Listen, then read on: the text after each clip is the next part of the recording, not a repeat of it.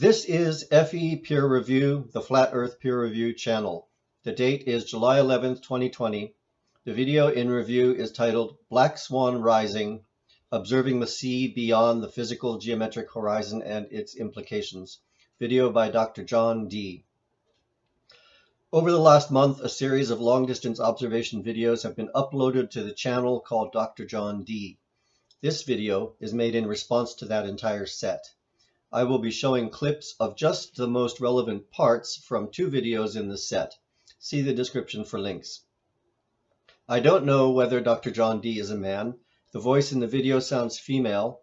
I will refer to the author using the male pronoun, assuming John is the author and male. If the author sees my response video, and if I'm wrong about the genders of the people involved, please let me know in the comments.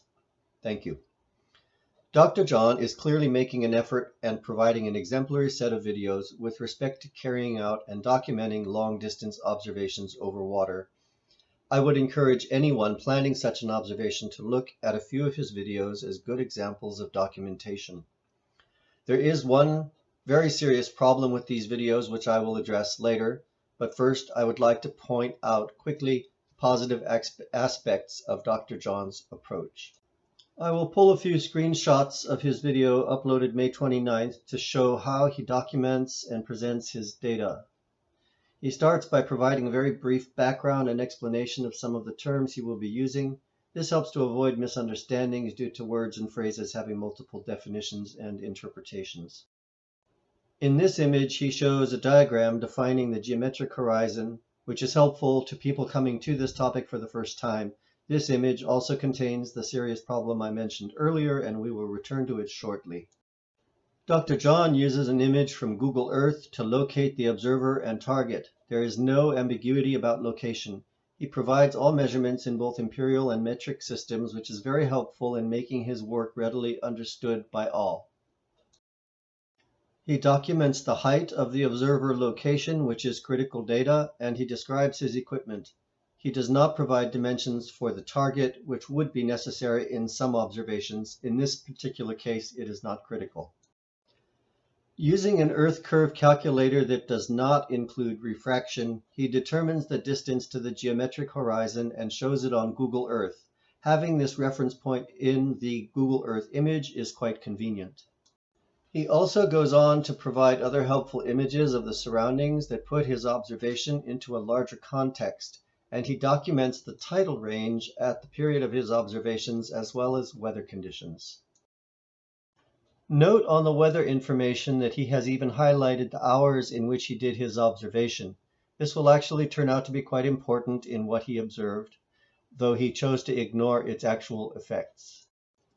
Lastly, Dr. John has assembled his observations in a whole set of videos presented in real time over the course of almost 2 hours.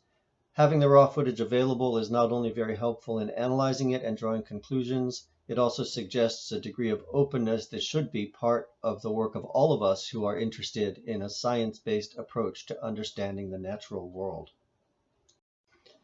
Unfortunately, the serious flaw in Dr. John's entire approach occurs right at the start, so it's not necessary to go through all of his observations in detail, since the conclusions he draws are based on an entirely flawed premise.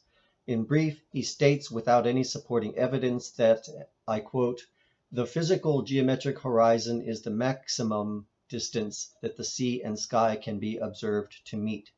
Words to that effect can also be seen in this screenshot that I posted earlier. The physical geometric horizon is the maximum distance that the sea and sky can be observed to meet. A full explanation of the mathematical and optical principles of the black swan phenomenon were presented in the previous video, so it will not be covered here. No other horizon, imaginary or otherwise, can be observed past the line of the physical geometric horizon represented by the red and yellow circle.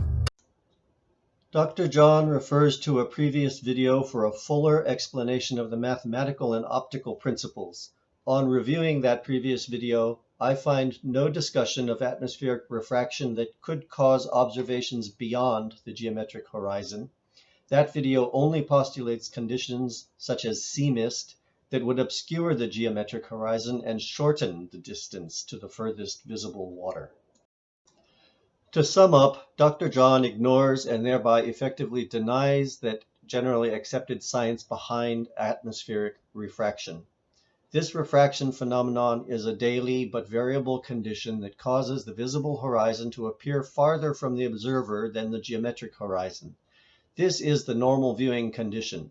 To ignore this phenomenon is to ignore the critical factor in Dr. John's own observations, a factor we will look at in a moment.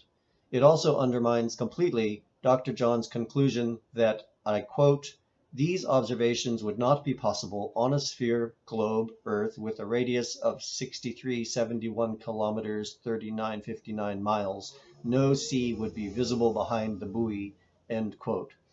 The science and scientific consensus behind atmospheric refraction cannot simply be ignored. If Dr. John believes that the science is not valid and bases his conclusions on a negation of that science, then he must first disprove the currently accepted science on atmospheric refraction before he can develop conclusions that do not include it. If Dr. John has indeed developed evidence against refraction, he has not presented it here, nor has he provided any reference to it. Even if he has developed such evidence, he has not presented it to the scientific community as a whole, nor has the work been reviewed by others expert in the field.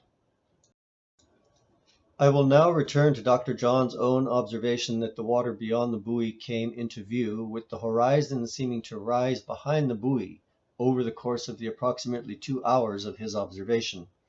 First, I would like to return briefly to this weather data he provided, which showed that the temperature rose some 5 degrees Celsius over the 2-hour period. We do not have water temperatures for that same period, but it is highly unlikely that the water temperature rose by a similar amount if it rose at all. More likely the water remained within a degree of its nighttime temperature, while the air above it warmed considerably. With the air immediately above the water being kept cool by the mass of the water, this would cause an increasing gradient in air temperature over the course of the 2 hours. This temperature gradient would also result in an air density gradient, the direct cause of increasing atmospheric refraction. The rising horizon evident in the images shown here by Dr. John are precisely what would be expected with an increasing atmospheric refraction. My intention with this video is not to teach Dr. John about refraction, nor to do the work he should have done himself, the work of analyzing his observation while considering refraction. The purpose of my video is to provide peer review, to identify the strengths and weaknesses in Dr. John's work, and direct him toward the resources that will enable him to fill his gaps in knowledge. With respect to how atmospheric refraction works, there are many resources available online and even on YouTube. I will list several in the description. Among them are 4 scientific studies prepared by or for the US military examining how atmospheric refraction needs to be accounted for when doing visual targeting over long distances. I am also showing screenshots of YouTube videos and other websites that should be helpful to Dr. John in learning more about atmospheric refraction. The last resource I would like to provide is Walter Bislin's Advanced Earth Curve Calculator. It makes it very easy to account for refraction in an observation and to explore the degree to which changes in atmospheric conditions and consequently in refraction affect observations. Tools like this can save a lot of time and effort. However, it is important to have the fundamental knowledge that is at work behind these tools. The tool shouldn't become a crutch for a lack of knowledge. For that reason, I am also including a screenshot of Bislin's page documenting how refraction is determined mathematically. In conclusion, I would like to reiterate that Dr. John's approach to documenting and presenting the data is very clear and could serve as a model to anyone wanting to do similar observations. However, phenomena such as atmospheric refraction, which are generally accepted by the scientific community, cannot simply be ignored when drawing conclusions from observations. If the observer disputes the validity of the science behind phenomena such as atmospheric refraction, that dispute must be addressed first before further conclusions can be drawn, conclusions based on its rejection. Dr. John D. has blocked commenting on his videos, so I am not able to bring this peer review directly to his attention via a comment. It is a bit disappointing that he has blocked comments, as it tends to stifle productive dialogue and reduces opportunities to share information and knowledge.